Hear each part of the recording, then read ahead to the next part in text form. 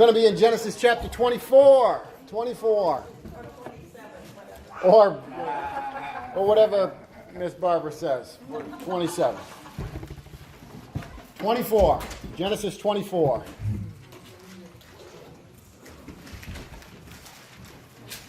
Now, we haven't been back together for a couple weeks here, so I'm going to do a little bit of a recap here. I'm going to be in Genesis chapter 24. Starting at verse 1. And Abraham was old, well advanced in years, and the Lord had blessed Abraham in all things. And Abraham said to his servant, the oldest of his household, who had charge of all that he had, "Put your hand under my thigh, that I may make you swear by the Lord, the God of heaven and the God of earth, that you will not take a wife for my son from the daughters of the Canaanites among whom I dwell, but will go to my country and my kindred, and take a wife for my son Isaac." The servant said to him, "Perhaps the woman will not be willing to follow me to this land. Must I then take your son back to the land from which you came?" Abraham said to him, "See to it that you do not take my son back there. The Lord, the God of heaven, who took me from my father's house and from the land of my kindred, who spoke to me and swore to me, to your offspring I will give this land. He will send his angel before you, and you shall take a wife for my son from there. But if the woman is not willing to follow you, then you'll be free from this oath of mine. Only you must not take my son back there." So the servant put his hand under the thigh of Abraham, his master, and swore to him concerning this matter. All right. We were there. What are some of the things we talked about? Those of you who were in the class, who remember, from that section there, what's going on? What's the obvious thing that's going on? Trying to get a wife for his son. That's right. Abraham's looking for his son to get a wife. How old is Isaac? Anybody remember? 40. He's 40. How old is Abraham at this time? 140. All right, so it's time. Dad's getting older. Mama's already passed away, and so he wants to marry his son off. So there's the kind of gist of it, the basics of what this section's about. What is he adamant about? What is Abraham adamant that the servant not do? Get him a wife.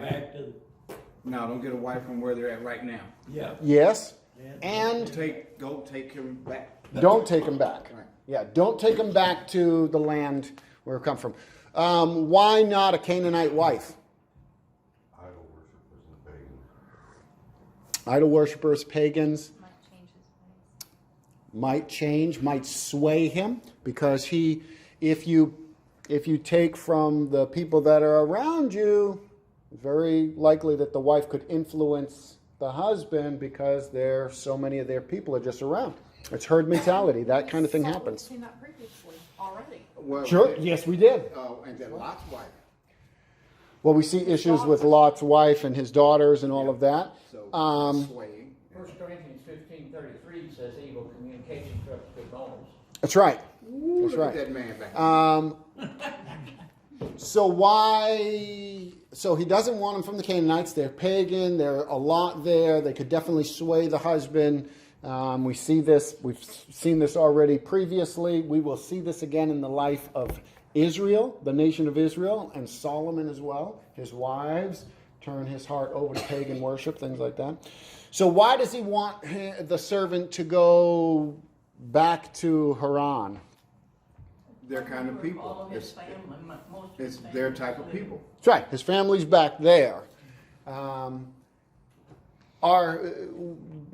At this point, we probably don't know much, but do you think that his family back home, back where they came from in Haran and all that, do you think that they are pagan idol worshippers as well? Partially, because one of his wives, when they left, she had a idol under her saddlebag that she had taken and hid from her father. It looked Yes, like they were that's right. pagan Later on, idols and stuff. later on in the text, we Yeah, see that they Rachel, I think, definitely yeah. have Yeah. idol worship going on there. We're going to see, hopefully we'll see tonight, they may have known about Yahweh, the one true God, but even if they did, we know from later on that there's definitely doing idol worship there. So it's not just the issue of idol worship, because he's going to pull from this family, his own family back in Haran, who are susceptible to pagan idol worship as well. But if you remove a person from their friends and their influences, and you remove them and you put them in a different situation, it is more likely that they will conform to the new situation, right? Amen.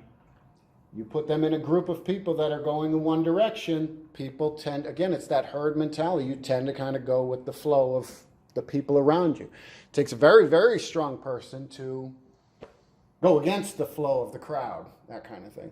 So even if she happens to be a pagan worshiper at this point, taking her out of that land, dropping her into a place where she only has Abraham, Isaac, that family People who around, truly worship. they're going to worship. She'll fall in line much easier. So there's a number of things going on there. All right, anything else? What's with this whole swearing this oath and grabbing the guy's thigh or under his thigh, or what's that all about? Anybody remember? Like a respect handshake type personal. It has to do with, it was kind of the way you swore an oath, the thigh, and there's debate over what exactly this thigh is. I guess it's called, like they said, you make a pinky swear. Yeah, right, yeah, it could be, yeah.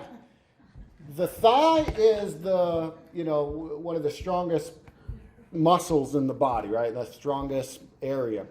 It could be the thigh, but it also could be the loin that he is touching and holding. And if he is touching the loin, it would be in relation to this offspring, marriage, procreation, that kind of an oath, strength thing. Not really sure. There's debate over it. There's scholarly discussion as to what it exactly means. But it's an oath, and it was a serious oath, which is why the servant asks beforehand. He doesn't swear an oath yet. He says, what if the woman won't come?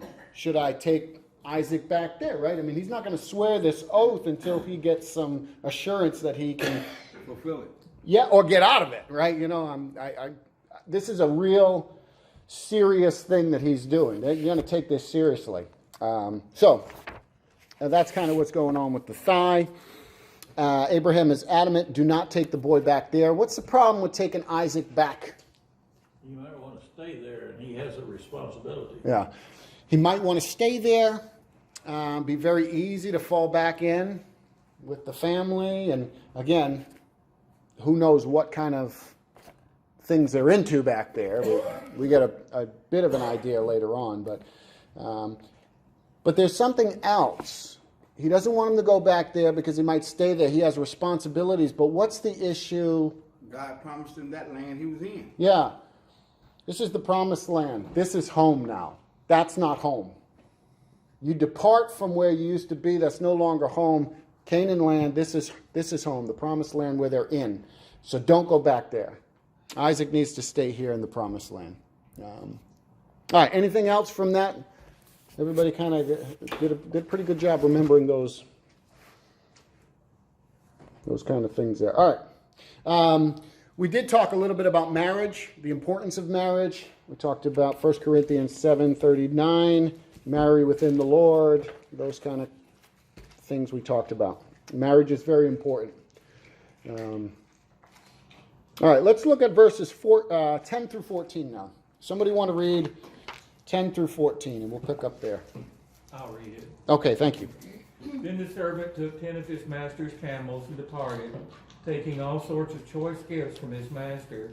And he arose and went to Mesopotamia, to the city of Nahor.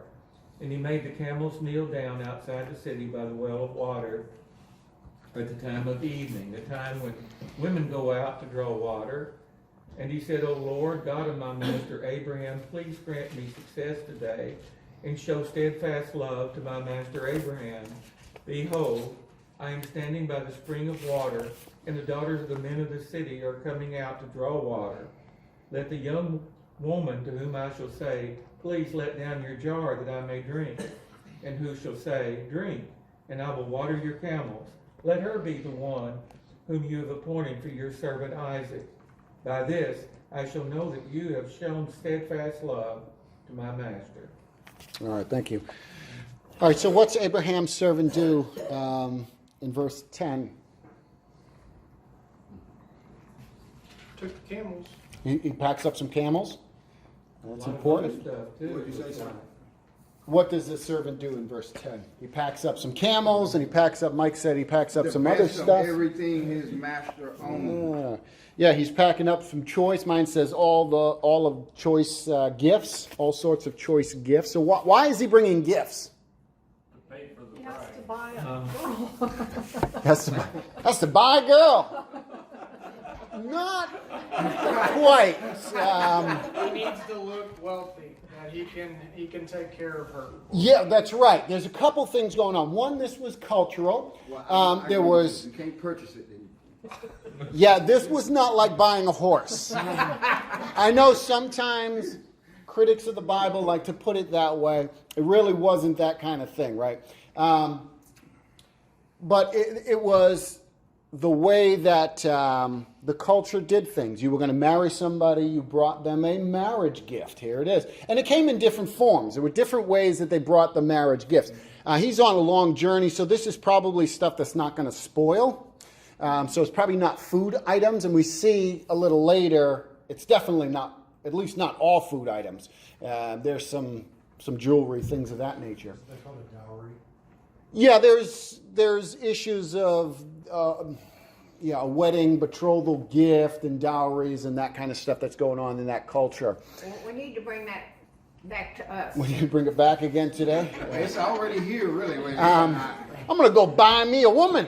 Job and a paycheck and a car. There it is. It's all still. So part of it's cultural. This is how you were going to marry somebody. You brought a gift. But it's also, as Clay mentioned, they don't know who this guy is, right? He's got a servant coming. We don't know if this guy's a hobo. We don't know what he's all about, right? We don't know, can you take care of a woman? So part of this is to show my master is wealthy. He can take care of you. That's one thing I think a lot of women want to make sure, right? Even today, right? Can you take care of me? I don't want to be, without. I want to be provided for. And so it was the same thing back then. And again, this situation is a bit unique because Isaac isn't even there. This is just a servant coming on behalf. He's got to bring some.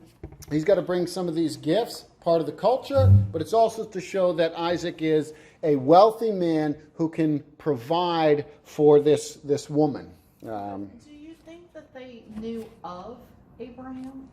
Yeah, probably. They may very well have, because this is his family, Kind and of the story of, we don't know how much they knew about Abraham, but we know that they know of him because Abraham gets word that there's children been born to the family. Remember that? Back a little while earlier, there was news that Rebecca, we even hear about Rebecca. Rebecca is... the first one who comes to him, to the throne. Well, when we get there, right. But there's news earlier that Abraham gets that your family back home, they have some kids. And Rebecca's mentioned as well. So there's some kind of communication between the family going on. Exactly how much they know, don't really know. But yeah, there's a number of things that are kind of going on with this giving of this money and having this choice, these choice gifts here. In verse 11, where does the servant go? He travels, and where does he go? Where the water is. He goes to the well. It's outside the city. He goes to the well. What time of day is it? In the evening. It's the evening. And what else? What is it? It's time for the ladies to come out to draw water.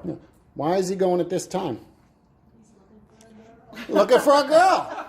And Right? that's where you go find the women. Right? So The watering hole Walmart.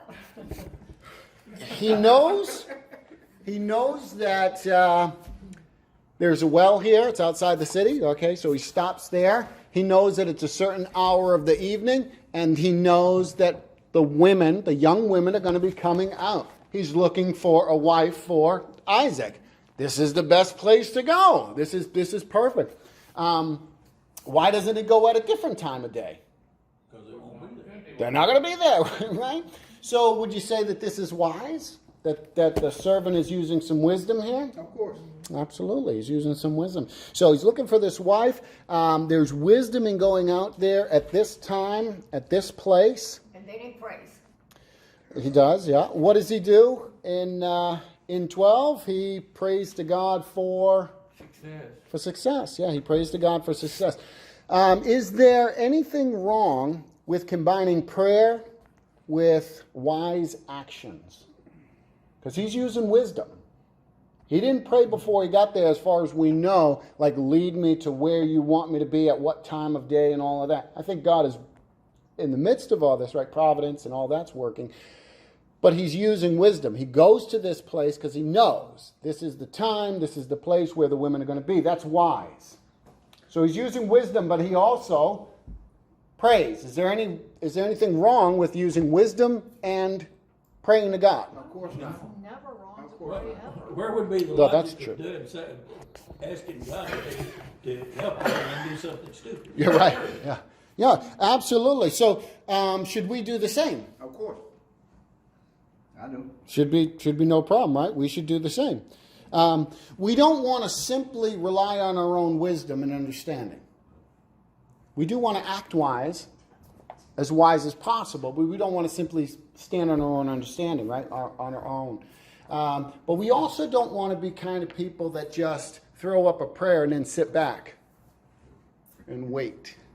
I do. I'm going to sit back and wait and do nothing kind of thing. There are people that are like that. But there's nothing wrong with, and in fact, it's good to, and I would suggest trust and obey. When we sing that song, that's kind of what we're talking about. Scripture talks about being wise. Use wisdom. But of course, we want to lean on God. We want to seek Him out for His guidance and things of that nature. There's nothing wrong with asking God to bless us as we take steps in the right direction, places that we think are wise, things that we think are wise to do. I feel like it's a much safer route when I ask God. Oh, that's true. Then I think He got me covered while I go through it. Well, that's true. Absolutely. I can speak from my own experience. Anytime I've leaned on my own understanding, I've always fallen short. So, and He's always there to pick up the pieces. Amen. Amen. Yeah. But we gain wisdom from that too. So we try not to do it anymore. Sure. Hopefully, we gain wisdom from the mistakes we've gone through. But That's what they say. A mistake isn't a mistake if you've learned something from it. it's always important that we seek God, and I would suggest that we seek God in prayer early within the process. Right? We should be seeking God sooner rather than later. Because even if we have plans to do something that we would say are good and godly, if we're not seeking God, that can be a problem. I'll give you one example from the Bible. David said to one of the prophets, "Hey, I want to build God a house." And the prophet said, "Sounds like a good plan. Let's do that. Go ahead and do that." And the prophet left, and God had to come to the prophet and say, "No, go back to David and tell him he will not build my house. Someone else will." Was it a good, godly thing that David wanted to do? Yeah. Isn't Sure. Jesus' word? Yes. Had either of them sought the will of the Lord first, though? No. No, they hadn't. And so he has to go back and say, well, God said don't do that. You're not going to do that. So we always want to be pursuing God first. So combining wisdom and prayer, there's nothing wrong with that. But sooner in the process than later, I think we should be seeking God and praying to Him. Yeah, not to when we get arrested, like, oh God, can you help me? Well, yeah. A little late. Yeah, thank you. It was you bring that up. A while ago, I don't know if they still have it. I know they got different shows out there like Live PD and all that, but years ago it was Bad Boys. Yeah. Police. Cops. It was cops. The police. Cops. Something. We were going to get it. That was a song off of Bad Boys. That's right. Yeah. It was Bad Boys. Yeah, it was cops. And I remember this one episode, there was a guy who, they pull him out of the car for something silly, like a tail light out or whatever, but he was acting a little flaky. So they said, all right, we're going to put you in the back of the cruiser. You're not arrested. We just, for your safety and ours kind of thing. And they were looking through the car, no problem. When they got to the back of the trunk, they opened it up. And as soon as they got there, you could hear the guy in there, but you couldn't see him. You could hear him though, right? Because the camera's on and the police cruiser or whatever. And he's crying out, "Oh, Jesus, no, don't let him do that. Jesus, if you save me, I'll serve." You know, all this kind of, right? Pleading out to Jesus and stuff. He had known something about God. He knew something about Jesus. He just didn't listen, right? He didn't listen to the wisdom. And he thinks that in the midst of doing this bad stuff, now God is going to rescue him, right? And sometimes we act that way. Sometimes we think, well, God will get me out of this mess that I'm in. Not always. In fact, those of you who are reading through the Bible in a year, you've probably noticed, or maybe I'll bring it to your memory now, in Proverbs it talks about listening to wisdom, and if you will not listen to wisdom, when you get into trouble, wisdom will laugh at you. Ooh. Yeah. So when you cry out for help and for mercy and all that, and you haven't listened to wisdom, wisdom will laugh in your face. Yeah. So anyway, something important there. So what does the servant ask for in verses 13 through 14? Because he prays to God and he asks God for something. What's he Wants ask? a young woman who's willing to give him water. Okay. Says, I am standing beside this spring, and the girls of the village are coming out to draw water. Mm-hmm. Stop right there for a moment. Does God already know what's going on? Of course. But he's rehearsing it for God, right? Yes. Hey, God, I'm out here at the thing, and the women are going to come out pretty soon. But it's interesting. God already knows. But anyways, he's kind of rehearsing that. So go ahead. This is my request. When I ask one of them for a drink, and she says, yes, certainly, and I will water your camels too. Let her be the one you have appointed as Isaac's wife. That is how I will know. As he was still speaking to the Lord. That's good. Okay. So that's a prayer. That's what he asks. So what is he asking for? He's asking for a sign. Yeah. He's asking for specifics. Kindness. Well, yes, but he's asking Okay, for shall we- something specific. That I will know. He's not asking for a general, hey, first lady out, let that be. No, he's actually being very, very, very specific. Now, the first part of this request is actually would be very common. The lady that I asked to give a drink, let her give me a drink. That would have been common. They would have given, that would have been hospitality. What's uncommon would be, what's unusual is for the person to say, oh, and let me Water your camels. water your camels as well. So the first part is not just that she'll give me a drink, and he's not even going to ask the young woman to water his camel. He wants to see if she, and so he's asking God for something very specific, but would not have been very common. The first part, yes. The second part, no. He could have gone through 5 or 6 or 7 or 10 women who would have been willing to give him a drink, but not go further and say, let me water your camels. Does this remind you, does this prayer, this being very specific like this, remind you of anyone else biblically? Gideon. What does Gideon ask for? Well, he asked for dry one day and wet the next. Yeah, I'm on the fleece. that's right. He actually even gets more specific than that, doesn't he? He says, the fleece, I want it to be wet one night, and then everything around it dry, and then reverse that the next night, right? And Hezekiah did the same. He wanted the sun to go Right. backward instead of frontwards. Because Right. one was easy and the other was. That's right. Yeah, forward's easy, yeah. So it kind of reminds us of Gideon. Gideon asked God for very specific things. And what was the purpose behind Gideon and this servant being specific like this? What was their purpose? Were they trying to get something from God? Were they trying to get something over on God, like make me a millionaire? Or, I mean, what were they? Why are they being specific with this prayer? Both Sound like Gideon you're trying to and negotiate. God, if you give me this, I'll do this type of thing. I think it's so they know that's what God wanted. yeah, it's not to get something. It's so that they know for sure. What they want to do is they want to honor God. They want to serve God. Both Gideon and this servant. Now, the servant wants to honor Abraham, his master, first, but he wants God to take care of this and provide the right one. And Gideon just wants to make sure. I just want to be sure that this is what you want, Lord. That I'm not just making this kind of stuff up in my mind. So is it okay for us to ask God to, and sometimes we use the terms of opening doors or shutting doors. Is it okay Do you guys use that terminology around here? Like you pray for God to open doors and shut doors? Well, they said it. Lacey's shaking her head, yeah? Yeah, my family said, well, God closes one door, He'll Okay. open another. All right, I just want to make sure. I'm using an illustration everybody knows, otherwise the door is shut on you. Is it okay to ask God, Father, this is what I'd like to do in this way, but I want to honor you. Would you open doors? Would you shut doors? Would you just try to make it clear and plain to me? Is that okay for us to do today? Amen. Well, if it's open, it means we're welcome, and if it's closed, it means stay at home. Okay? Sometimes- That's what we're asking. Sometimes they'll close doors right in front of your face. Okay. They don't want you to have that door. Is it okay for us to pray that way, though, is what I'm asking? Very similar to the way Gideon prayed and this servant prayed. Well, because I have some habit I had asked God to remove that taste from my mouth. Okay. Yeah, because that habit was not helping me. I thought it was, but it wasn't. Does anybody think it's not okay for us to pray for God to open and shut doors? I think there are conditions where it wouldn't be proper.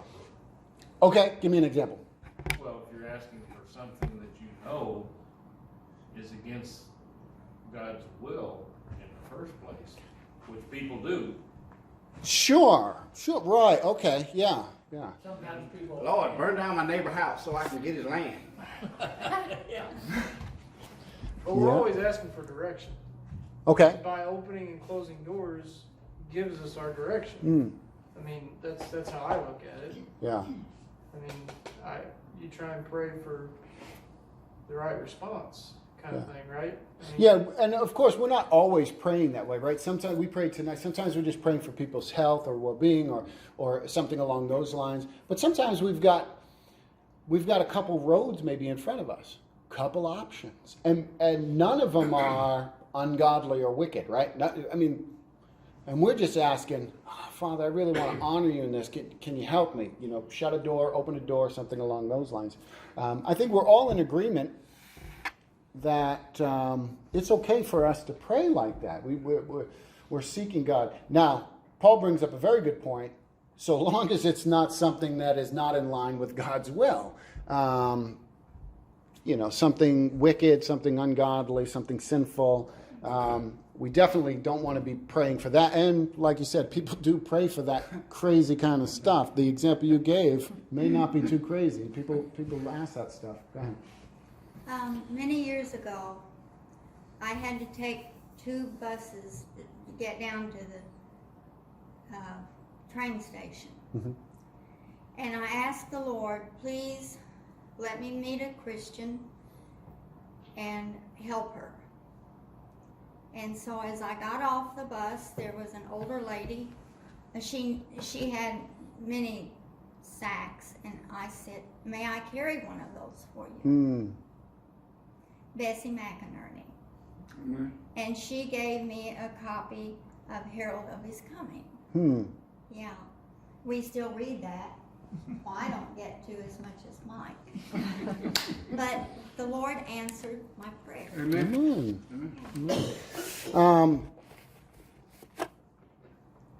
I don't remember.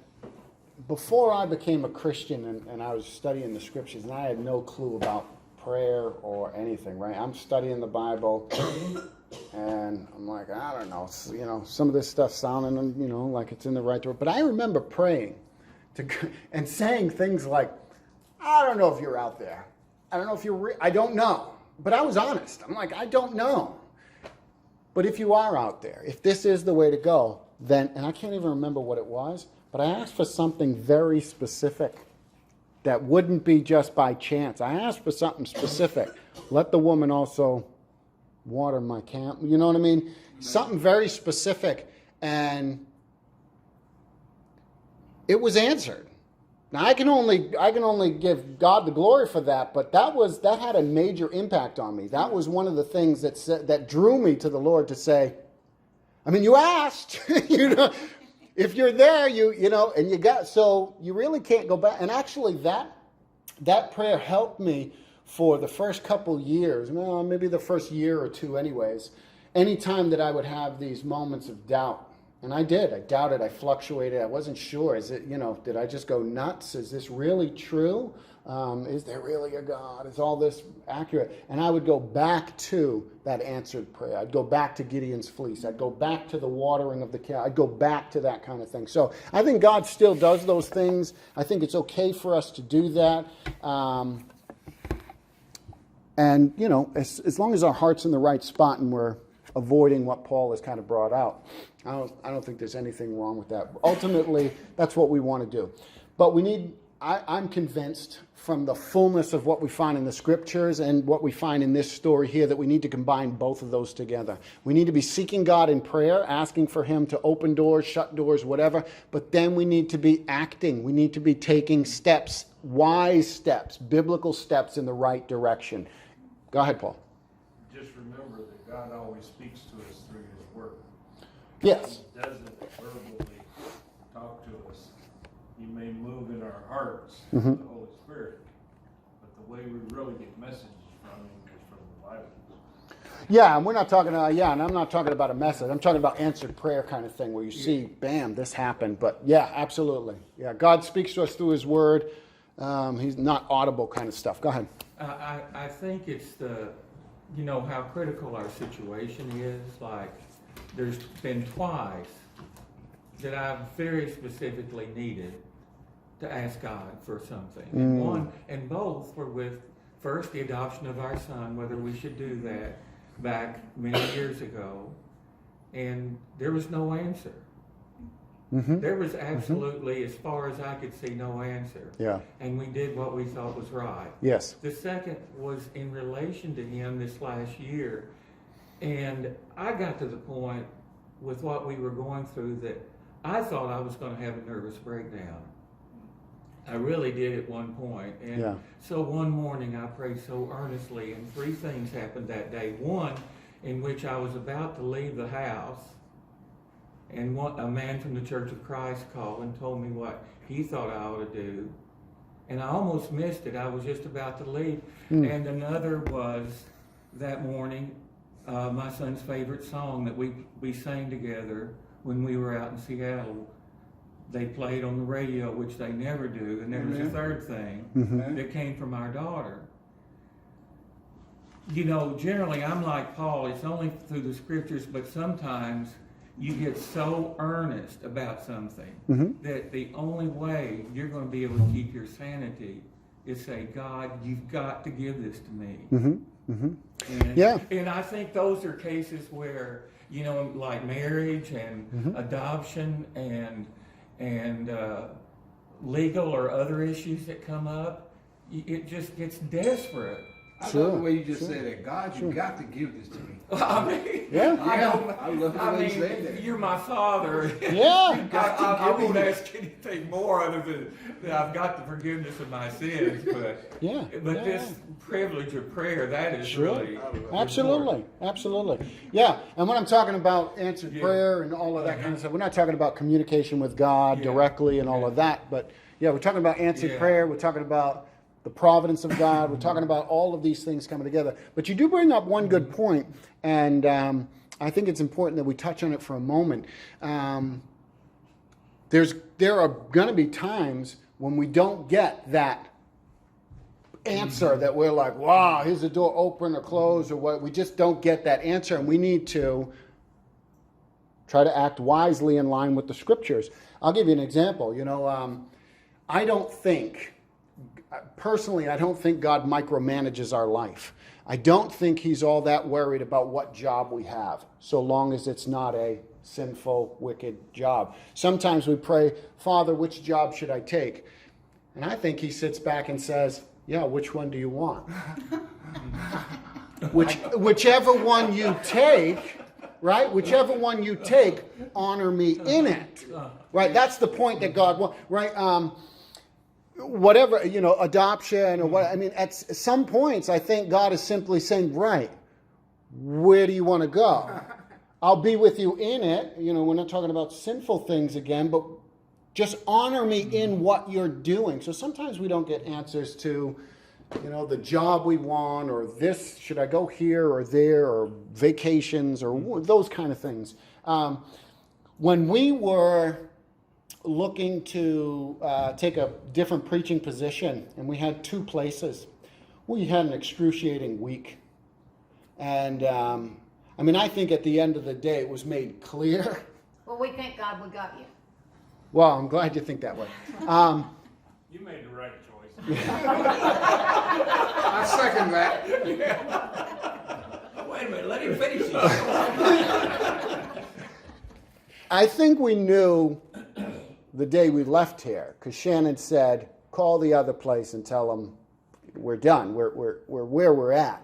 I felt I needed to keep my commitment with the other place. We said we were going to go, we were going to go. But when we came back and we had that week-long, at the end of the day, it wasn't an issue of one is a wrong place, of, in the sense of wicked and sin, like this is a bad place. It wasn't that. It was which one is the best place for us. This is good, this is better. What's good, best, better and best, all those kind of things. Now, I think God worked in the midst of his people here because we felt very comfortable and like I said, Shannon was ready to say, just where we're going. It was excruciating for us too. Was it? No, you had like 3 other people. You're like, oh, if he doesn't go, we'll just But get that's this. not you. But the other 2 weren't you. Anyways, the point is, sometimes we agonize through those kind of things. Sometimes God makes it clear where he wants us to go, but sometimes he doesn't, especially when it's good, godly things. Father, should I support this mission or that mission? Yeah, which one do you want to support? And we've got to use wisdom and those kind of things. So Even at you bring up a those good point. times, don't you think, even though God doesn't really tell you what, don't you think that when you make that decision, that you've still been guided there? That God still kind of guided you that I'm way? not sure, because again, I don't think God micromanages every aspect of our life. I thought early on, like our computer broke, I thought, oh, God wanted me off the computer. I don't really think that's the case. You know what I mean? Like, I don't think that's the case. I think at the end of the day, there are certain times or certain situations that I think when we ask God for guidance, he guides, he leads, and all of that. If you want to look at just in a general sense, he's always with us. But he's going to guide if it's a bad choice. And you don't always know. When you're looking, and you might think both choices are godly, and you don't always really know. But God knows. And so he kind of, there was a job that I interviewed for, and I didn't know. Take it or don't take it. I didn't know. Well, and I was a shoo-in for it. And I didn't get it. And nobody knew why I didn't get it. Well, a few weeks later, it kind of became clear why I didn't get it. So I think that God still had his hand in that. Amen. Let me ask this question real quick. Isn't it, even if what she just said there, and if we asking for, say, God, can you give me a job? Can I get a job? Just like you just said, several jobs opened up for you. Now you want to go back to him and say, which one of these do I take, God? God, like, wait a minute now. Yes. I didn't pay you the job. Do I got to do everything? Yeah, I'm convinced that sometimes it is just, I'm with you in whichever one you choose. Amen. And in Just those honor cases, me. I think that whatever you do is going to be okay. Yeah, and But honor I think God. sometimes we just don't know the whole story. I'm not what's disagreeing with you waiting on down that. the road. I'm not disagreeing with you on that. Sometimes we do make bad choices too, though. From a personal When we see standpoint. and we recognize, and we're not going to blame God for that, Amen. No, right? We're going to blame ourselves. For not really maybe Maybe for trusting enough, not or not trusting. looking enough, or yeah. not. But then too, some of the things that God just don't want us to have. It's just not meant for us. But I Even though think- we want it. I think we have to be careful of. Yeah, we have to be careful of going too far to a fatalist kind of view where whatever happens, God wanted it to, ordains it to happen. All things happen for a reason. What? I read something one time that said all things happen for a reason, and sometimes that reason is you just made a really poor choice. Yeah, that's the reason, right? But a lot of times people want to blame God for bad choices or just say this is God's plan or something like that. I don't think that's the case. We have free will. We have free choice. We can choose to do things that are ungodly because all of us have chosen at least once to sin. Amen. So we can choose to do the wrong things. What I'm suggesting is there are times when we're seeking God and both options are good and godly. There's nothing wrong with either one.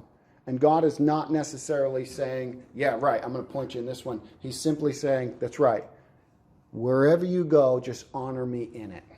Because the options are wonderful options. Just honor me in it. And so I use the issue of a job because that tends to be the most neutral one, right? We're not talking about working for a drug dealer. Like, hey, there's a guy offered me a job, selling drugs on the corner or whatever. Bless me, Lord.